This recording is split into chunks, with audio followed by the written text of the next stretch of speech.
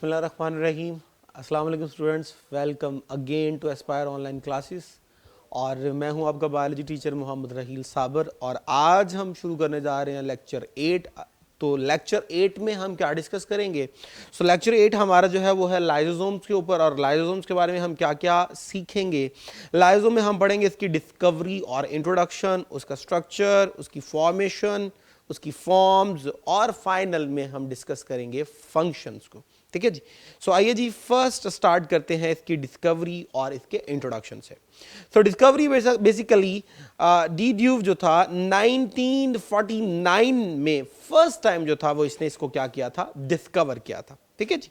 और ये है क्या, सिर्फ और सिर्फ यूकैरियोटिक सेल में होता है, ये प्रोकैरियोटिक सेल में नहीं होता। सिंगल मेम्ब्रेन बाउंडेड ऑर्गेनेलीज है। स्टूडेंट अगर आपको याद हो तो कुछ लेक्चर्स पहले बताया था कि जो ऑर्गेनेलीज होते हैं वो सिंगल मेम्ब्रेन भी होते हैं, वो डबल मेम्ब्रेन भी होते हैं, वो विदाउट मेम्ब्रेन भी होते हैं। तो हमारे पास ये जो लाइसोसोम है ये सिंगल मेम्ब्रेन बाउंडेड ऑर्गेनेली है। ठीक है जी। ये आपके सामने इसका स्ट्रक्चर शो हो रहा है।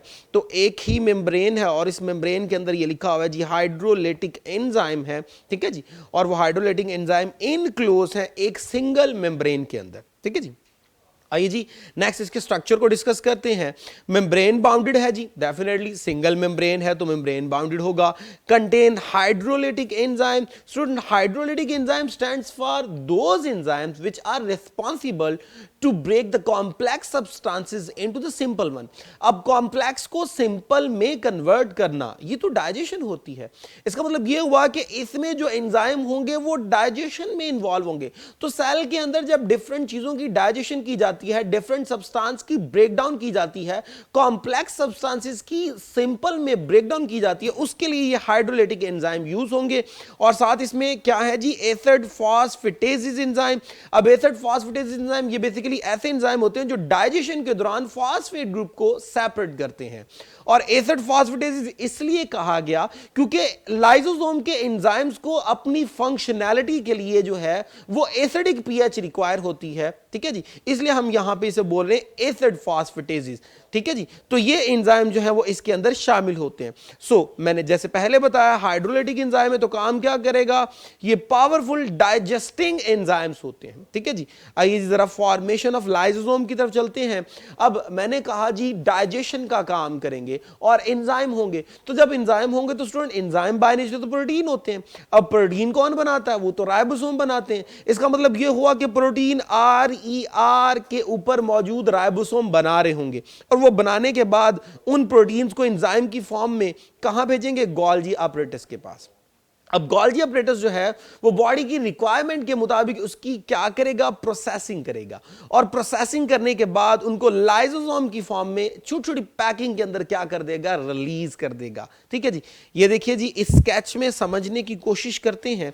ये हमारे पास रफ एंडोप्लाज्मिक रेटिकुलम है। इसने प्रोटीन के कंटेंट बना के छोटे से ट्रांसपोर्ट वेसिकल की फॉर्म में क्या कर दिए, ट्रांसफर कर दिए टुवर्ड्स गोल्गी अपरेटस। जैसे कि लास्ट लेक्चर में आपने पढ़ा कि गोल्गी अपरेटस का जो फॉर्मिंग फेज था वो रिसीव करता है। सिस्टर्नी टू सिस्टर्नी जो है वो कंटेंट क्या होता है जी, ट्रांसफर होता है। जब वो ट्रांसफर होगा तो फाइनल जो है वो मैच्योरिंग फेज से, ये वाला जो है ये मैच्योरिंग फेज है, यहां पर वो प्रोसेस कंटेंट निकलता है गोल्गी वेसिकल की फॉर्म में। उसी गोल्गी वेसिकल को हम क्या बोलते हैं, लाइसोसोम। तो इसका मतलब ये हुआ कि हमारे पास वो जो गोल्गी वेसिकल है वो असल में क्या है, लाइसोसोम ही है। अब ये छोटे से जो पार्टिकल हैं यहां से स्प्लिट होके निकलते हैं, बॉडीड ऑफ होके निकलते हैं, इसलिए तो इसको लाइसोसोम कहा गया। लाइसोम मीन स्प्लिटिंग, जो टूट के सेपरेट होता है। Soma mean body. तो यहां मैच्योरिंग फेज से एक छोटी सी बॉडी जो है वो सेपरेट होती है, जब इन्हें क्या कहा गया, लाइसोसोम।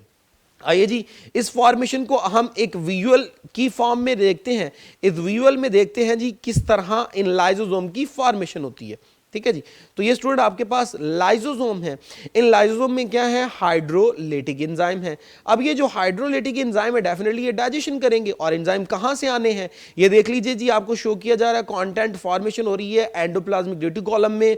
यहां से कंटेंट जो है ये बड की फॉर्म में सेपरेट हुआ, सेपरेट होकर गोल्गी अपरेटस के पास आना शुरू हो गया, वहां पे फ्यूज हुआ। कंटेंट जो है वो फाइनल प्रोसेस होके लाइसोसोम की फॉर्म में यहां से क्या हो गया, सेपरेट। तो इस तरह जो है वो इसकी क्या होती है, फॉर्मेशन होती है। अब फॉर्म्स की तरफ चलते हैं। फर्स्ट है जी प्राइमरी लाइसोसोम। अब ये क्या होता है, structure which is budded off as a Golgi vesicle. इसका मतलब ये हुआ कि मैच्योरिंग फेज से अभी जो बड सेपरेट होता है, जो अभी इनएक्टिव फॉर्म में है, जिसने अभी प्रॉपर फंक्शन शुरू नहीं किया, वो जो गोल्जी वेसिकल है उसी को हम क्या बोलते हैं, प्राइमरी लाइसोसोम। नेक्स्ट जी सेकेंडरी लाइसोसोम। तो फैगोसिटिक वैक्यूल। अब फैगोसिटिक वैक्यूल क्या होते हैं, जब सेल एंडोसाइटोसिस करते हैं, फैगोसाइटोसिस करते हैं, यानी बाहर से किसी भी सब्सटेंस को इंगल्फ करते हैं, तो उस इंगल्फ करने पर उसको हमने पढ़ा था इनफोल्डिंग करके अंदर ले आते हैं।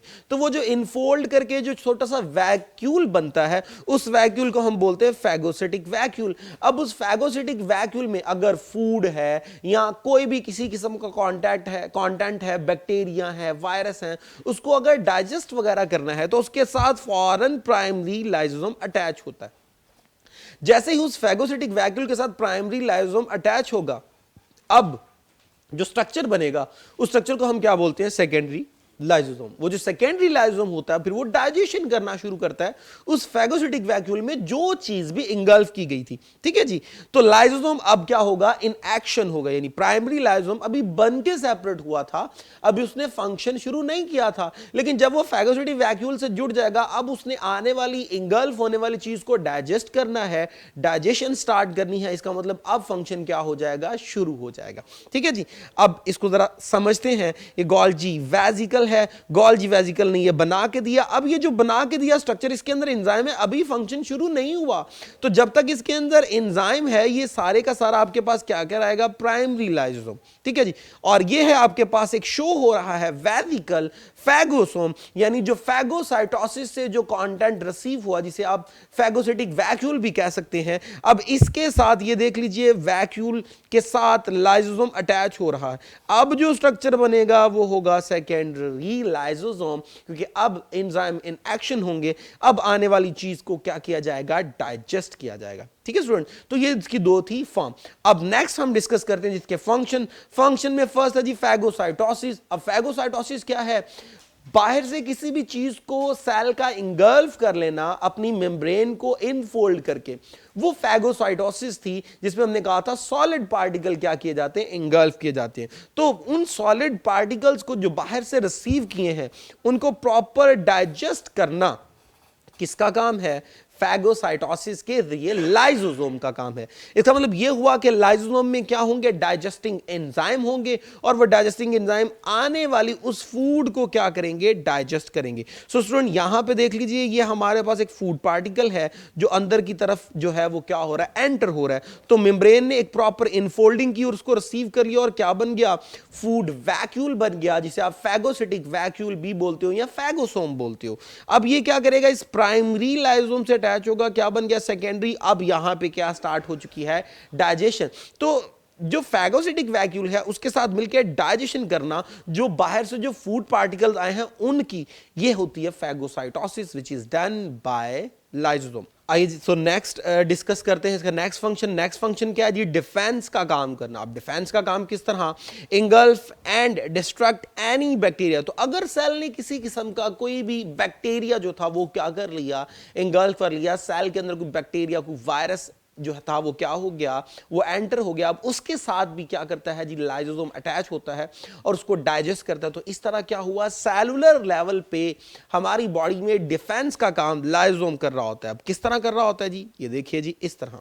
When particles such as viruses or bacteria are ingested by phagocytosis, the lysosome fuses with the particle-containing vesicle, called a phagosome, and delivers the hydrolytic enzymes. तो स्टूडेंट इस तरह जो था वो क्या किया जाता है जी, जिस तरह इसको इंगल्फ कर लिया गया, तो इंगल्फ करने के बाद अभी लाइसोसोम इसके साथ अटैच होगा, और अटैच होकर इसको क्या कर देगा, डाइजेस्ट कर देगा। ठीक है जी। नेक्स्ट इसके नेक्स्ट फंक्शन को देखते हैं। नेक्स्ट फंक्शन है जी autophagy. Auto stands for self, phagy stands for eating, self eating, यानी कि जिसमें वो सेल के अपने कंपोनेंट्स को खाना शुरू कर देता है। कौन कौन से component, old worn out part, जैसे कि माइटोकॉन्ड्रिया वगैरह पुराना हो गया, खराब हो गया, ठीक तरह फंक्शन नहीं कर रहा, उसको प्रॉपर तरीके से डाइजेस्ट करने का काम वो क्या कहलाता है जी? ऑटोफेगी। क्यों? क्योंकि mitochondria is the part of the cell और लाइसोसोम सेल के अपने पार्ट को ही क्या किया जा रहा है? डाइजेस्ट किया जा रहा है। इसे हम क्या बोलते हैं? ऑटोफेगी। ठीक है जी। अब इस ऑटोफेगी के करने का मकसद क्या होता है? ताकि मटेरियल्स को प्रॉपर रिसाइकिल किया जाए, रीन्यू किया जाए। ठीक है जी। सो किस तरह, ये देखिए जी, ये हमारे सामने इस डायग्राम में देखिए जी, यहां पर ये हमारे पास माइटोकॉन्ड्रिया है, तो ये मेम्ब्रेन जो है ये प्रॉपर इसको इंगल्फ करने आ रही है, यहां पे इसको प्रॉपरली क्या कर लिया गया? इंगल्फ कर लिया गया। अब ये जो आपके पास वैक्यूल बना है इसे बोलते हैं ऑटोफेगोसोम। ठीक है जी, क्योंकि इसमें सेल के अपने पार्टिकल को क्या किया जा रहा है? इंगल्फ किया जा रहा है। और अब की बार अब क्या बना? ये देखिए जी, लाइसोसोम, लाइसोसोम अटैच हो गया इस ऑटोफेगोसोम के साथ, यानी अब ये बन गया सेकेंडरी लाइसोसोम। और यहां पे क्या किया गया? उस माइटोकॉन्ड्रिया के कंटेंट को डाइजेस्ट कर दिया गया, ताकि इसको फ्यूचर में दोबारा जब जरूरत पड़े तो इन्हीं कंटेंट को दोबारा नए माइटोकॉन्ड्रिया वगैरह बनाने के लिए या किसी और पर्पस के लिए क्या किया जाए? यूज किया जाए। ठीक है जी। इस ऑटोफेगी को आइए जी हम इस तरह एक और वीडियो की फॉर्म में भी देखते हैं। Lysosomes also fuse with organelles such as old mitochondria. This results in the destruction and recycling of these structures. सो इस तरह क्या किया गया जी? माइटोकॉन्ड्रिया की क्या कर दी गई? डिस्ट्रक्शन कर दी गई। ठीक है जी। आइए जी अब इसी ऑटोफेगी को कुछ इस और अंदाज में देखते हैं जी। यहां देखिए जी, आपके पास इसमें यहां पे देखिए जी, यहां पे क्या हो रहा है जी? ये आपके सामने मेम्ब्रेन, जैसे पीछे मैंने डायग्राम में आपको शो की थी, ये मेम्ब्रेन बन रही है और आहिस्ता आहिस्ता चेक करिए जी, इसको इंगल्फ करने के लिए आ रही है। ठीक है जी। अब ये बन गया जी आपके पास ऑटोफेगोसोम, ये आपके पास लाइसोसोम है।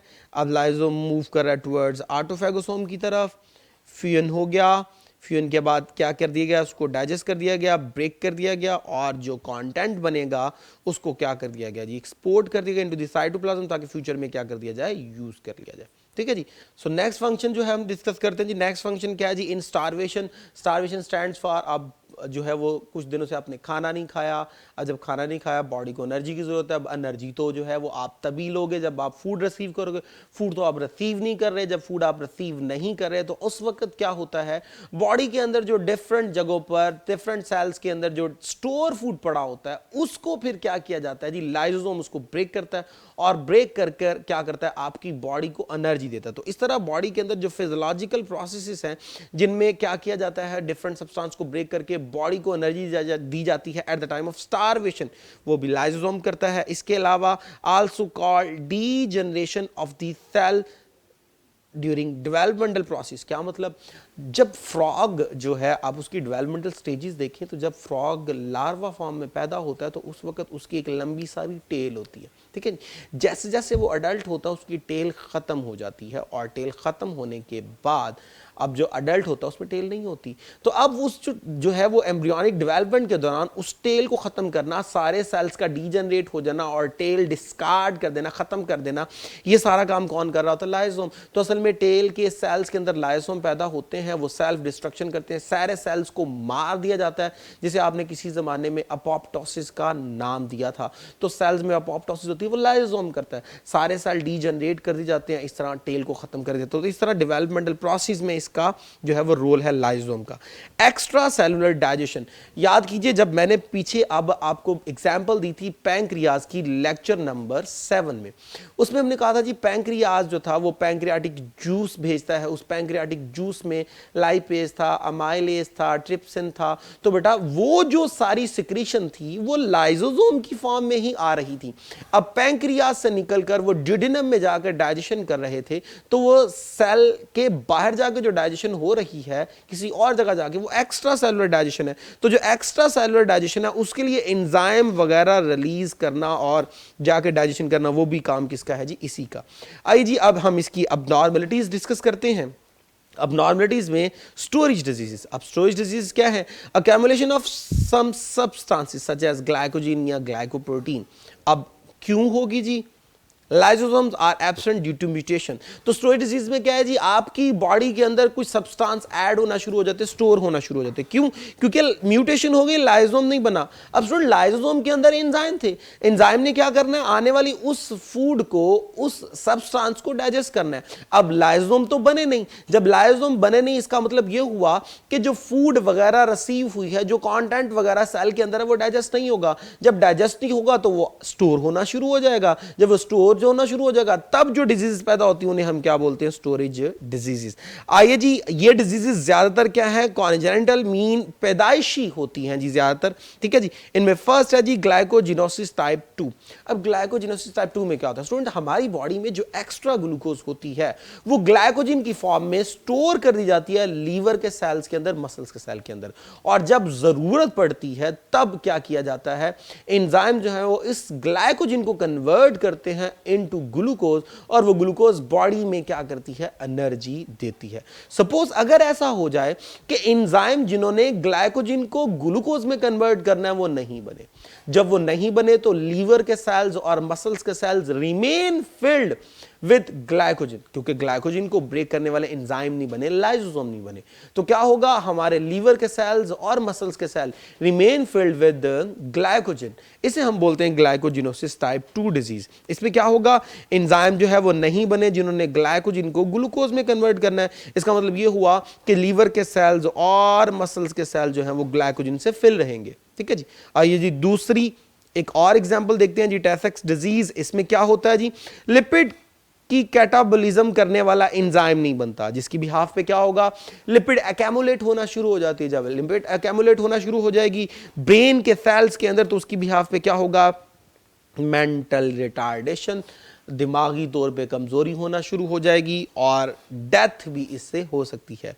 तो स्टूडेंट इस तरह हमारा जो था वो आज का लाइसोसोम वाला टॉपिक खत्म हुआ। आइए जी हम इसके नेक्स्ट जो इंपॉर्टेंट एमसीक्यूज हैं और शॉर्ट क्वेश्चन है उसकी तरफ चलते हैं। फर्स्ट एमसीक्यू है हमारे पास, लाइसोसोम वाज डिस्कवर्ड बाय, तो पैलेड है, डीड्यूव है, गोल्जी है, रॉबर्ट ब्राउन है, तो बीटा ऑप्शन थी जी डीड्यूव, ठीक है जी। Next question number 2, Tay Sachs disease is caused by the absence of enzyme that is involve in the catabolism of, alpha है जी ग्लाइकोजन, बीटा है जी प्रोटीन, चार्ली है जी पॉलीसेकेराइड, डेल्टा है जी लिपिड, तो अभी लास्ट में पढ़ा था लिपिड। नेक्स्ट है जी लाइसोसोम्स आर सिंथेसाइज्ड बाय, तो लाइसोसोम की फॉर्मेशन वाली मैंने आपको स्लाइड प्रॉपर दिखाई थी, तो कहां से बन रहा है जी, एंडोप्लाज्म से, न्यूक्लियस से, गोल्जी, तो फाइनल प्रोसेसिंग गोल्जी अपरेटस कर रहा था, तो गोल्जी अपरेटस है जी, ठीक है जी, चार्ली ऑप्शन। आइए जी नेक्स्ट हम इसके शॉर्ट क्वेश्चन की तरफ चलते हैं। शॉर्ट क्वेश्चन में डिफरेंस बिटवीन प्राइमरी लाइसोम, सेकेंडरी लाइसोम।